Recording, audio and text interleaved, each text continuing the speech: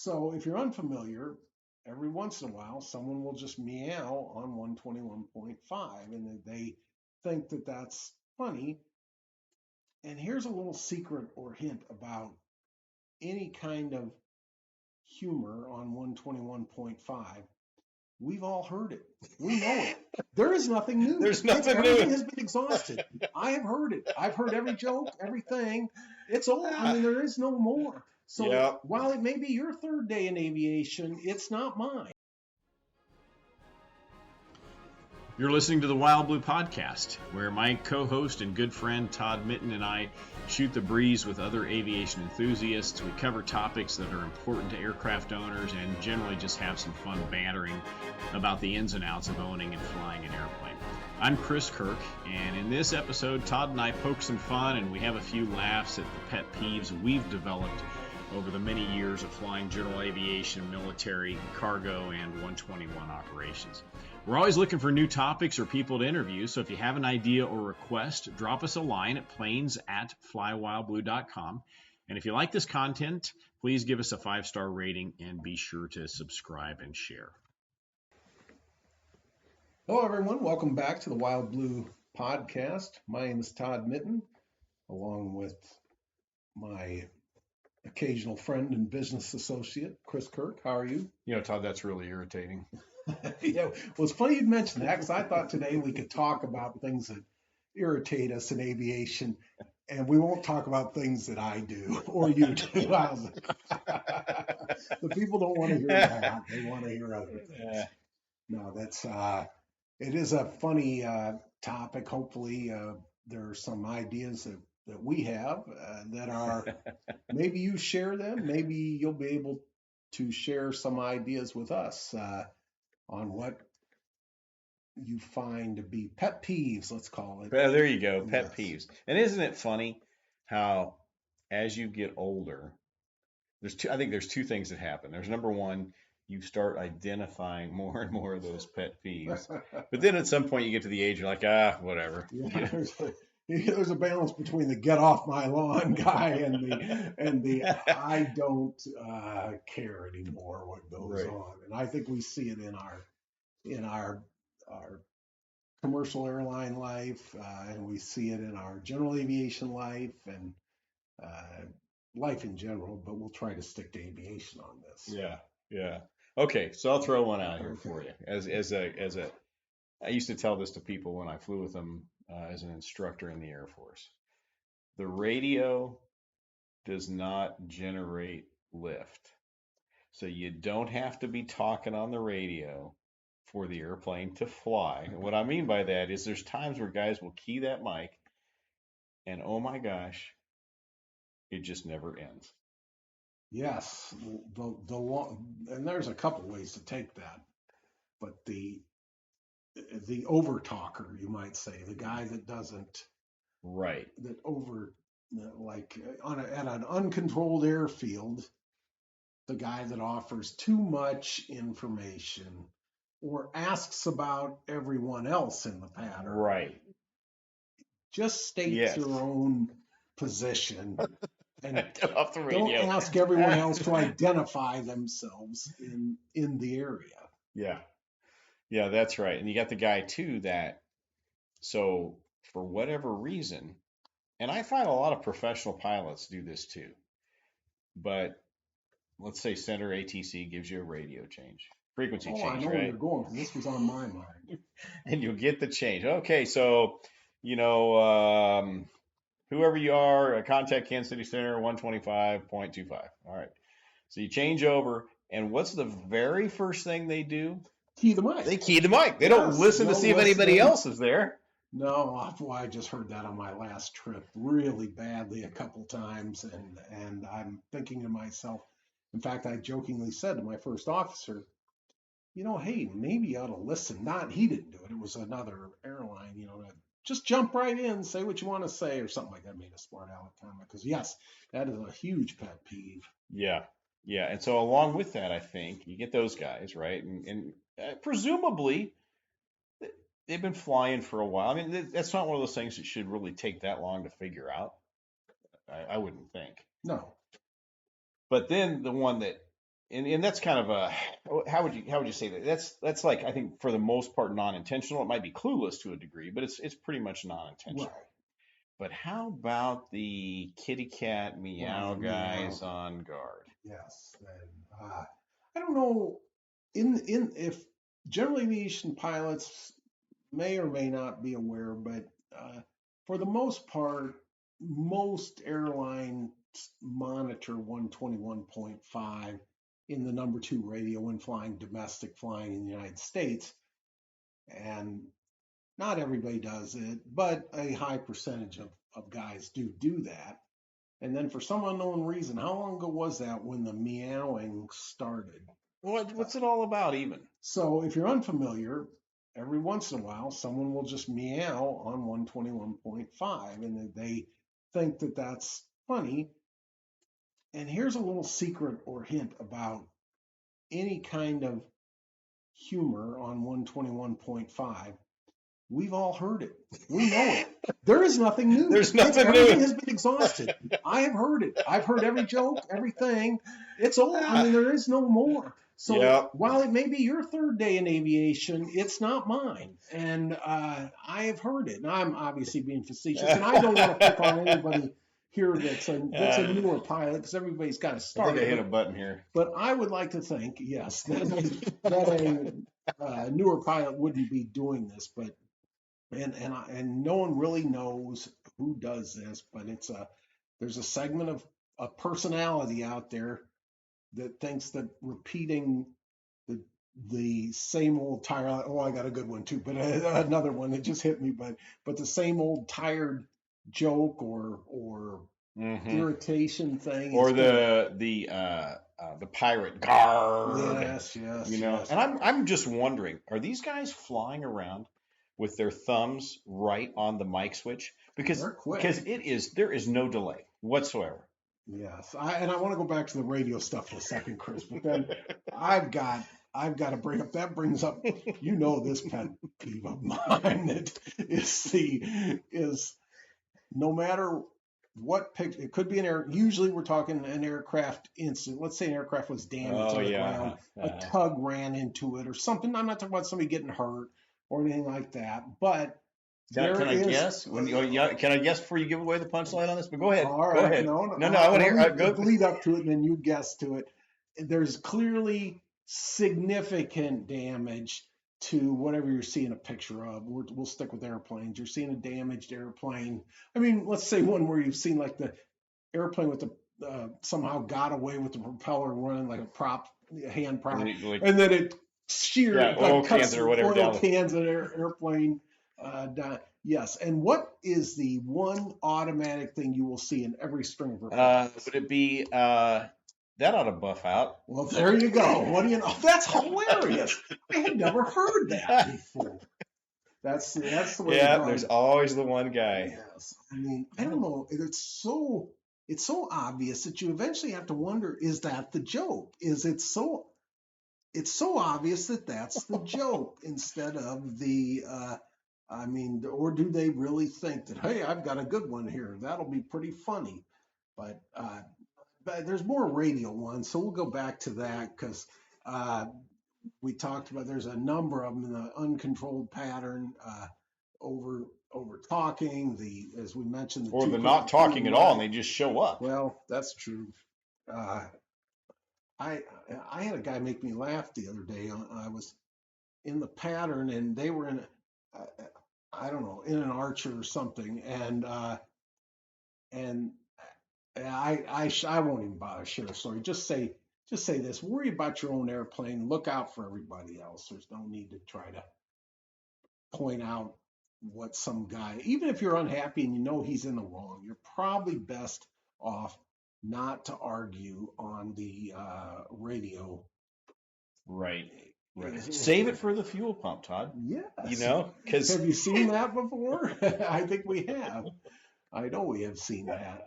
There was an incident at a local airport where somebody got into a fight fairly recently here in the local Kansas City area where two guys pretty well exchanged words to fuel pump. But not that I witnessed it. I just read about it. But well, I know of one particular hangar owner or operator or tenant that has his hangar right across from the fuel pumps there at MKC. And he told me flat out, he just goes and sits a lawn chair down there just to watch the fireworks sometimes.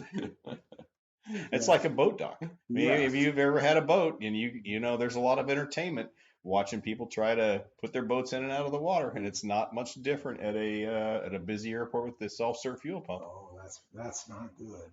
That's true though. I'm afraid. But you'll see it all the time. I mean, like you take our fuel pumps, and I've muttered this to myself before. I've never said anything, although I've wanted to. But we've got downtown. We have the big tank with the fuel meter and the pumps, and then on either side of that, there's the yellow line. So ideally, people follow the yellow line or close to it. In the direction of the yellow line is really the more important thing. So two airplanes can be fueling simultaneously, and then there might often be one or two airplanes behind them, right? Just waiting. But then you'll get the one guy that goes in there perpendicular, or you'll get the one guy that goes in at the end and essentially not only blocks the exit from the other two lanes, but he blocks the exit for the hangar tenants down the way. Mm-hmm. And I just want to go, what are you thinking? I mean, what are you thinking? Or are you thinking?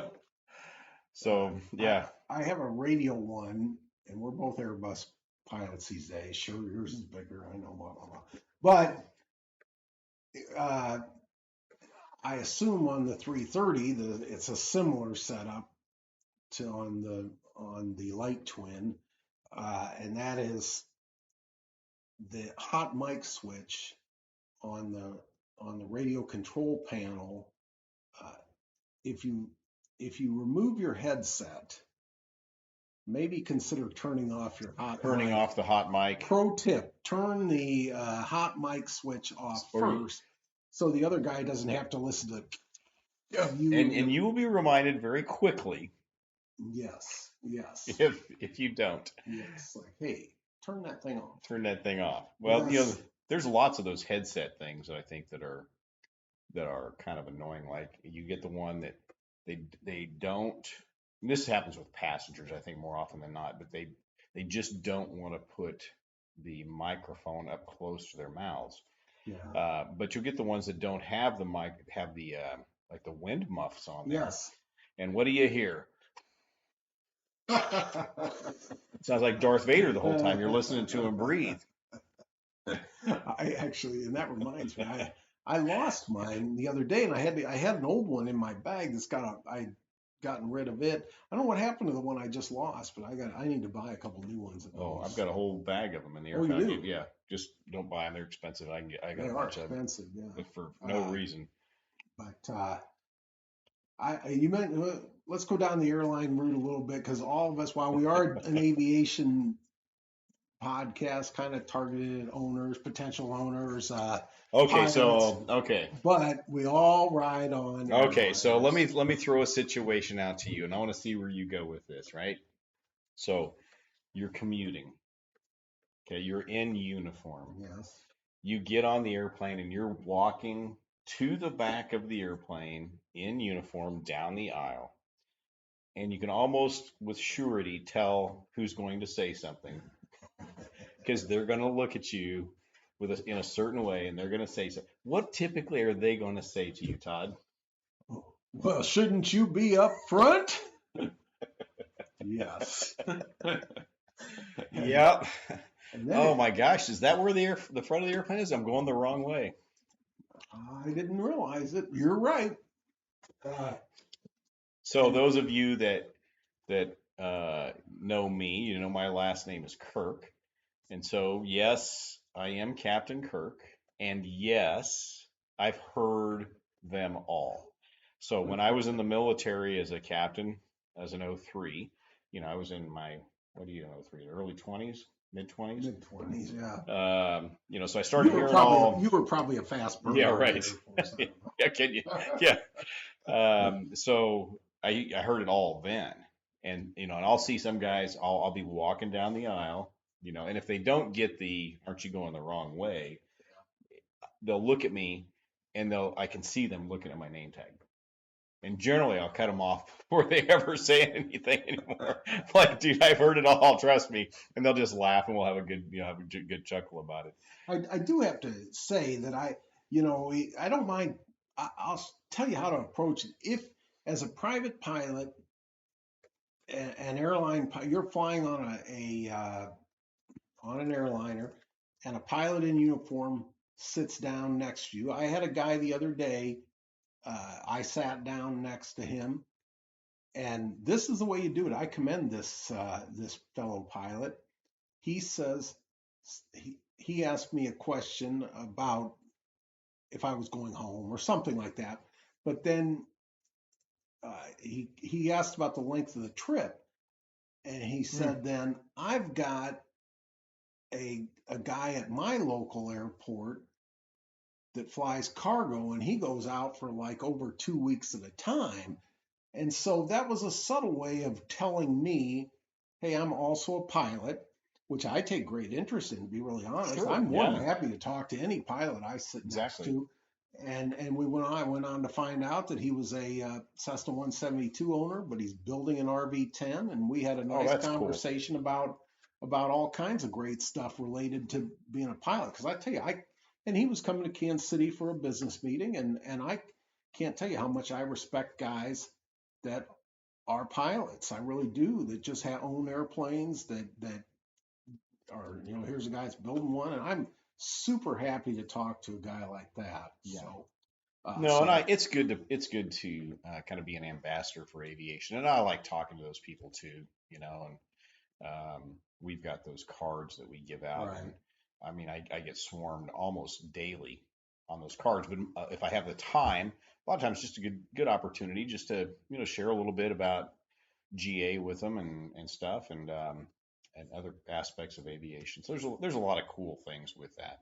But we do tend to hear a lot of those same things over and over again. I mean, even from friends that don't understand our lifestyle. Lifestyles are different than most people. I wouldn't say they're weird; they're just different. But I still have friends after flying at the airline for 27, 28 years. Who asked? Let me fill in. Okay, go ahead. Go ahead. See, we didn't script any of this. Let me tell you, folks. What route do you? What route are you flying? Well, interestingly enough, I'm the Kansas City to Des Moines guy. That's all I do. I saw literally yesterday. I should have sent it to you. I saw a Facebook reel. There's a United guy that does kind of humorous stuff or talks about his layover. That's another. We could do a whole nother podcast on my we should disagreement with these pilot influencers. But I will give this guy credit that he did it exactly a discussion about questions that he's asked, and that was one of them. Of course, what route do you fly? I don't know. People want to tie that job to a railroad or trucking or something maybe, but it's a little different. And it's okay if you don't understand, but that comes back to why I say, if you sit down next to me and you said to me, well, I fly a little or something like that, I'll hold a long conversation with you and answer questions and ask questions, because I will be genuinely interested in your background as a pilot, what you might fly, where you've been, things like that. I like it. Yeah, and it's good to compare and contrast, and you learn something from every one of those people that you talk to. So yes, you do, and a lot of them, because that's one of the best parts about sales, maintenance, and all this stuff is the owners and pilots that we deal with, talk to. They are interesting, the business backgrounds, and maybe they're doctors, lawyers, maybe they're own a business, any of these things. We just end up really respecting and finding that stuff to be very, very interesting. I do. Yeah, I think it's fascinating. You just learn what they do, and like, you make money doing that. I never would have thought about it. I'm like that guy that I had his SR-22 up in northeastern Iowa. He had a very sizable factory up there, and they make those little umbrella cart things that you see at all the stadiums that they have. They're essentially coolers. They'll have beverages, or they'll have ice cream or stuff, and they've got the colorful umbrella at the top, and they've got kind of almost like big bicycle wheels on and a handle, and they push them around. That's what he makes. Huge factory, and that's what they do. Yeah. I remember we visited, speaking of a business owner, that he has a client more than once who builds school furniture down in South Missouri. Yeah. That was kind of interesting. We got to see that. Yeah, you got to go to his office that day and see his facility. Me, yeah, but it was very fast. I was out there sweating. It was hot that day. Well, Todd was in the air conditioning. I don't like to sweat at this job, Chris. I'm just going to tell you. What other pet peeves? So let's transition to like you're flying GA. So I heard somebody one day, and I told him, I said, I'm gonna adopt this because I thought it was pretty good. They had been telling people that fly with them, look, this is how I want you to do things in my airplane, because we come to GA sometimes from the outside, sometimes from the inside. We have this vision of what we're supposed to do or how things are supposed to be done. So like one of them, mainly because I think there's so many crap airplanes out there that people fly in training, is that I'm supposed to just slam the crap out of that door to get it closed. And I mean, people will yank on that thing. Almost you feel like the handle's going to come off. Yes.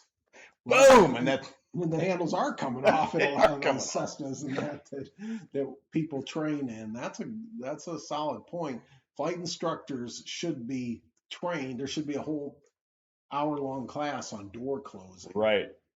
Yes. So, and it's actually worse with other pilots than it is with a non-pilot. So if I have somebody that's flying with me the first time, I don't generally worry about that. But if it's somebody that has been in a flight school for a long time, I just tell them, look, I will close the door.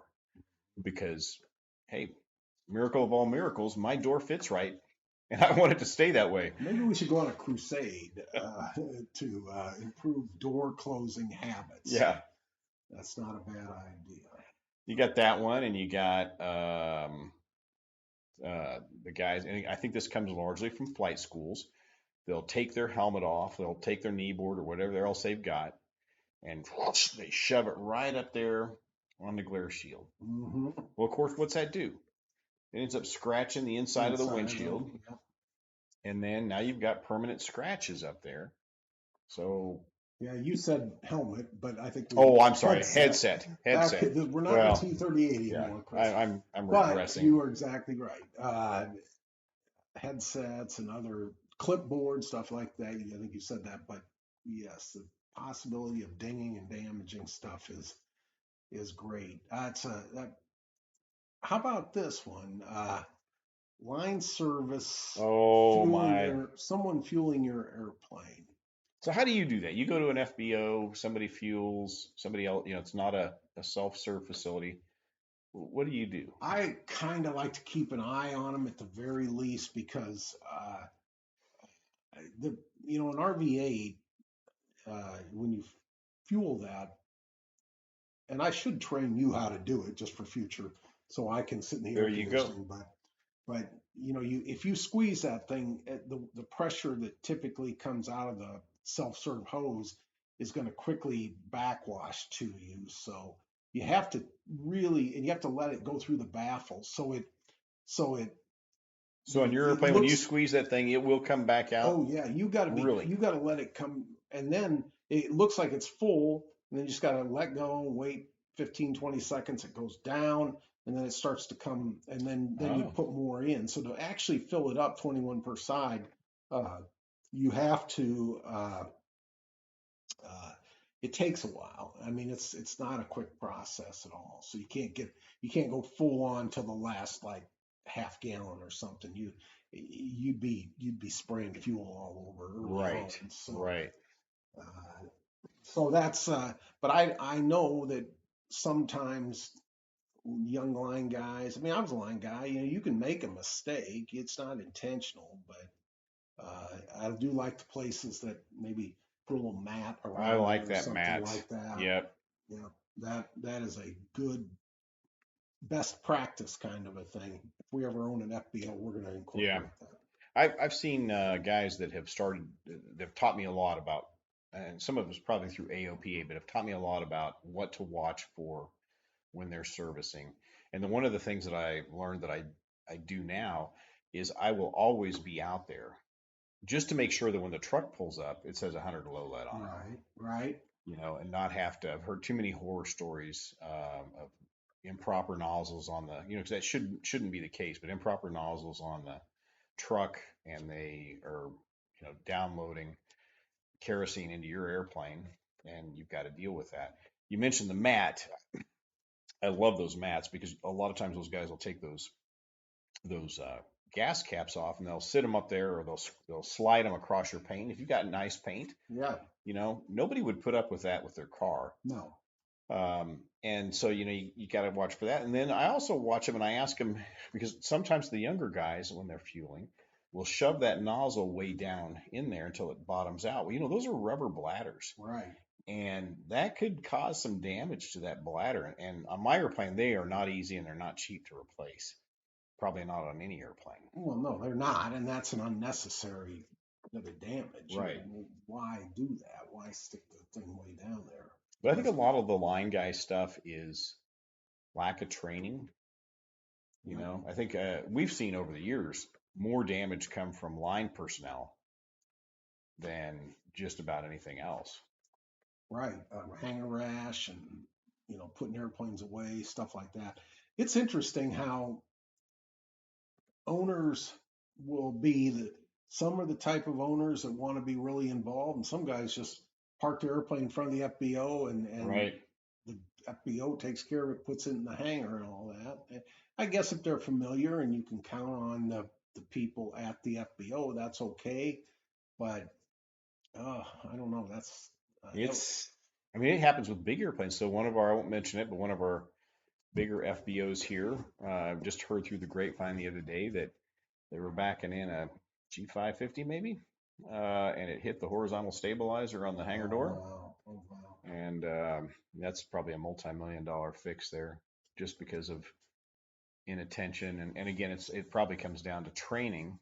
We'll see this on GA airplanes on piston singles and twins, and watch for this when they tow your airplane. They oftentimes will overextend the nose gear, left or right as they are turning. Yes. And it will I don't know if you call it over torquing or what, but it will go beyond that limit that's there. Some airplanes have a physical piece that's kind of cast into the gear trunnion itself, and that piece will break off, and you can't repair it. You just have to replace the trunnion. Commanders are bad about that. Right. So those are just little things here and there that just watch out for. And then you got your own little things. This is okay. So I was telling the story to somebody yesterday. I'm trying to think where I was. And we were over at GPH, and I was mentioning it to the gentleman over there about a certain airplane owner that got in the airplane, did not pay any attention. What you're talking about is kind of the kick the tires, light the fires mentality, ready to go, not paying any attention. And this guy did that, taxied right into one of those orange cones that they had put in front of his airplane, because he never did a thorough pre-flight. He never looked around. And that cone, Ethan was telling me, he was in the hangar, that cone came flying across the ramp and hit the hangar door. And he said it created this huge bang inside the hangar. Wow. And interestingly, the guy shut down, got out, walked around, got back in, started up, and took off. So she flew in, she'll fly out. Yep. But that brings up another pet peeve, and that is guys that are that lack awareness of prop blast or jet blast. Yeah. Yeah. There's so many stories jet blast wise of airplanes getting rocked or even flipped over by jet blast, and then prop blast. Someone blowing debris, gravel onto the paint of another airplane, or certainly into someone else, their neighbor's hangar, or whatever it may be. Have some awareness. That's a definite pet peeve. You've got to have some awareness of what's behind you, because you are going to affect what's behind you. I don't know how many times I've been in my hangar and one of my neighbors will come taxiing by, And instead of shutting down perpendicular to their hangar, they'll spin their airplane around, which of course shoves all that prop wash into my hangar, and it's irritating. Stuff will go flying everywhere. You're like, dude, can you not just, maybe just shut down there and I'll help you. Heck, I'll help you pull it over there. Anyway, yes, the beauty of this, Todd, is we don't do anything wrong. Well, I've noticed that. I was going to mention about this though, Chris. I've been meaning to talk to you, but I can't think of a better time. Okay, here we go. I'll tell you, it's kind of a fun topic, and I think if we thought longer, we could come up with more. But that's a little insight into what we laugh about or sometimes get mad about in our free time. And I think that we all should try to be good, be courteous, considerate, not, I don't know. Little self-awareness goes a long way. It really does. And and we all can learn from that. I'm always amazed. I'm like, oh man, did I just do that? Yeah. One of those things I talk about not doing, and I just did it myself. So, but anyway, hey, thanks so much for listening. We really appreciate you subscribing to the podcast. If you just happen to find us, be sure to subscribe. Let everybody else that you can about it.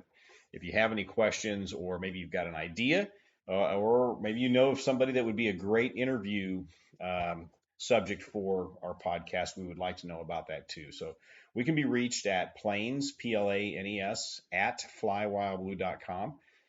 Flywildblue.com is the website, and our phone number is 888-773-4249.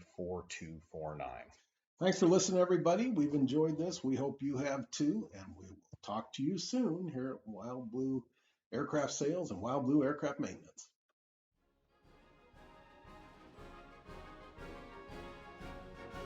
Thanks so much for listening to the Wild Blue Podcast. Do you have an idea for a future episode? If so, send us an email. Our email address is planes@flywildblue.com. If you have questions about buying or selling an airplane, we'd love to learn more about what you're trying to do and what your aviation goals are. And if we could ask a favor, please subscribe to the podcast and share it with others.